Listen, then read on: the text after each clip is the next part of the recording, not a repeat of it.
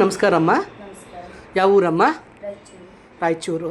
ಅಮ್ಮ, ನೀನು ನನಗೆ 3 ತಿಂಗಳ ಹಿಂದೆನೇ ಹೇಳಿದ್ದೆ ಅಲ್ವಮ್ಮ, ನಾನು ಕೆಲ್ಸಕ್ಕೆ ಬರ್ತೀನಿ, ನನಗೆ ಒಂದು ಹೆಣ್ಮಗು ಇದೆ, ಎಲ್ಲೂ ಬಿಡೋಕ್ಕಾಗಲ್ಲ, ಕರ್ಕೊಂಬರ್ತೀನಿ ಮೇಡಮ್, ಎಲ್ಲಾದರೂ ಕೆಲಸ ಇದ್ದರೆ ನೋಡಿ ಅಂತ ಹೇಳಿದ್ದೆ.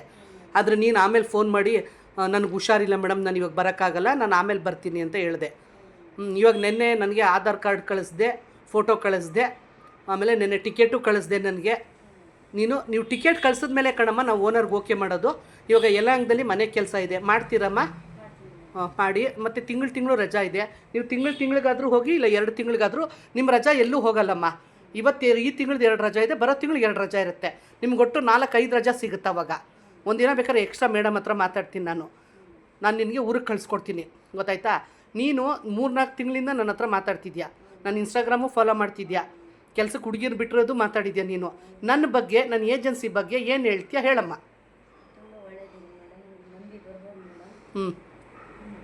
ಮತ್ತು ಹುಡುಗರು ಯಾರೋ ಫೋನ್ ಮಾಡಿದ್ರು ಅಂದ್ಯಲ್ಲಮ್ಮ, ಎಷ್ಟು ಸಂಬಳ ಕೊಡ್ತೀನಿ ಅಂದ್ರಮ್ಮ? 20,000-30,000 ಸಾವಿರ ಹೇಳಿದ್ರಾ? ಹೋಗಮ್ಮ, ಹಂಗಾದ್ರೆ ನನ್ನ ಹತ್ರ ಯಾಕಮ್ಮ ಬರ್ತೀಯ? ಕಮ್ಮಿ ಸಂಬಳ ನಮ್ಮ ಹತ್ರ.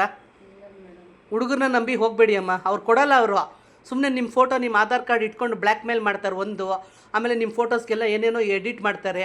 ದಯವಿಟ್ಟು ಹುಡುಗರು ಯಾರೇ ಫೋನ್ ಮಾಡಲಿ 30,000-40,000 ಅಂದರೆ ಹೋಗಬೇಡಿ, ಗೊತ್ತಾಯ್ತಮ್ಮ? ಈಗ ನಾನು ನಿಮ್ಮನ್ನು ಒಂದ್ಸಲಿ ಫೋನಲ್ಲಿ ಮಾತಾಡಿದೆ, ಮೇಡಮ್ ಹತ್ರ ಮಾತಾಡಿಸಿದೆ, ಒಂದ್ಸಲಿ ವೀಡಿಯೋ ಕಾಲ್ ಮಾಡಿದೆ, ಆಮೇಲೆ ನೀವು ಬಸ್ ಹತ್ತದ್ಮೇಲೆ ಟಿಕೆಟ್ ಕಳಿಸಿದ್ಮೇಲೆ ನಾನು ಮೇಡಮ್ ಕನ್ಫರ್ಮ್ ಮಾಡಿದ್ದು, ಗೊತ್ತಾಯ್ತಮ್ಮ? ಇವತ್ತು ನಾನು ಬಿಡ್ತಾ ಇದ್ದೀನಿ ನಿಮ್ಮನ್ನಲ್ಲಿ ಕೆಲಸಕ್ಕೆ, ಗೊತ್ತಾಯ್ತಾ? ನಮ್ಮ ಹೆಸರು, ಏಜೆನ್ಸಿ ಹೆಸರು, ನಿಮ್ಮೂರಿಂದ ಬಂದಿದ್ಯಾ, ನಿನ್ನ ಮಗು, ನಿನ್ನ ಭವಿಷ್ಯಕ್ಕೋಸ್ಕರ ಕೆಲಸಕ್ಕೆ ಬಂದಿದ್ಯಮ್ಮ, ಗೊತ್ತಾಯ್ತಾ? ನೀನು 15-20 ಸಾವಿರ ದುಡಿದ್ರೆ ನನಗೆ ಕೊಡಲ್ಲ, ನನ್ನ ಹತ್ರ 50,000 ಇದ್ರೆ ನಾನು ನಿನಗೆ ಕೊಡಲ್ಲ, ಗೊತ್ತಾಯ್ತಾ? ಒಳ್ಳೆಯದು ಕೆಟ್ಟದು, ಗೊತ್ತಾಯ್ತಾ?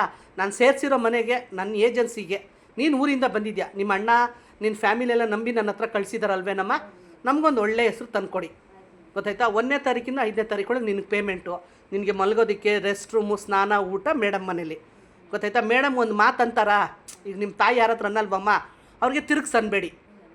ಯಾಕಂದ್ರೆ ಅವ್ರವ್ರು ನಮಗೆ ಅನ್ನ ಕೊಡೋರು, ಸಂಬಳ ಕೊಡೋರು, ಅವ್ರ ಬಗ್ಗೆ ಏನು ಚೀಪಾಗಿ ಮಾತಾಡಬೇಡಿ. ಒಂದು ಅಂದರೆ ನೀವು ಚೀಪಾಗಿ ಮಾತಾಡ್ತೀರಾ ಅಂತ ಹೇಳ್ತಿಲ್ಲ. ಆಮೇಲೆ ನಿಮ್ಮ ಫ್ಯಾಮಿಲಿ ವಿಷಯ, ನಿಮ್ಮ ಗಂಡ ಏನೇ ವಿಷಯ ಪ್ರಾಬ್ಲಮ್ ಇದ್ರೂ, ನಿಮ್ಮ ಮನೇದು ಏನೇ ಪ್ರಾಬ್ಲಮ್ ಇದ್ದರೂ ಅವ್ರಿಗೆ ಹೇಳಬೇಡಿ. ನನ್ನ ಹತ್ರ ಹೇಳ್ಕೊಳ್ಳಿ, ಅವ್ರ ಫ್ಯಾಮಿಲಿ ವಿಷಯ ನೀವು ಕೇಳಬೇಡಿ. ನಿಮ್ಮ ಕೆಲಸ ಏನಿದೆಯೋ ಮಾಡ್ಕೊಂಡೋಗಿ, ಊಟ ಮಾಡ್ಕೊಂಡೋಗಿ ಆರಾಮ್ಸೆ ರೆಸ್ಟ್ ತೊಗೊಳ್ಳಿ. ಫ್ರೀ ಇದ್ದಾಗ ಮೊಬೈಲ್ ನೋಡಿ, ಮೊಬೈಲಲ್ಲಿ ಮಾತಾಡ್ಕೊಳ್ಳಿ. ನಾನು ಮೊಬೈಲು ಯೂಸ್ ಮಾಡಬೇಡಿ ಅಂತ ಹೇಳಲ್ಲ. ನಿನ್ನ ಮಗಳಿಗೂ ಮಾತಾಡಬೇಕಾ, ನಿಮ್ಮ ಫ್ಯಾಮಿಲಿಗೂ ಟೈಮ್ ಕೊಡಬೇಕಾ, ಕೊಡು. ಬಟ್ ಕೆಲಸದ ಟೈಮಲ್ಲಿ ಕಸ ಗುಡಿಸ್ಬೇಕಾದ್ರೆ, ಬಟ್ಟೆ ಒಗಿಬೇಕಾದ್ರಾಗ, ಏನಾದರೂ ಮಾಡಬೇಕಾದಾಗ ಮೊಬೈಲ್ ಇಟ್ಕೊಂಡೇ ಮಾತಾಡಿಕೊಂಡೇ ಕೆಲಸ ಮಾಡಬೇಡಿ. ಅದೆಲ್ಲ ನಮ್ಮ ರೂಲ್ಸಲ್ಲಿದೆ, ನಮ್ಮ ಏಜೆನ್ಸಿ ರೂಲ್ಸಲ್ಲಿ ಇದೆ, ಗೊತ್ತಾಯ್ತಮ್ಮ? ಇವತ್ತು ಕರ್ಕೊಂಡು ಹೋಗ್ತಾಯಿದ್ದೀನಿ, ನಿನಗೂ ಒಳ್ಳೇದಾಗಲಿ, ನಮಗೂ ಒಳ್ಳೇದಾಗಲಮ್ಮ. ಥ್ಯಾಂಕ್ ಯು ಅಮ್ಮ, ನಮಸ್ಕಾರ.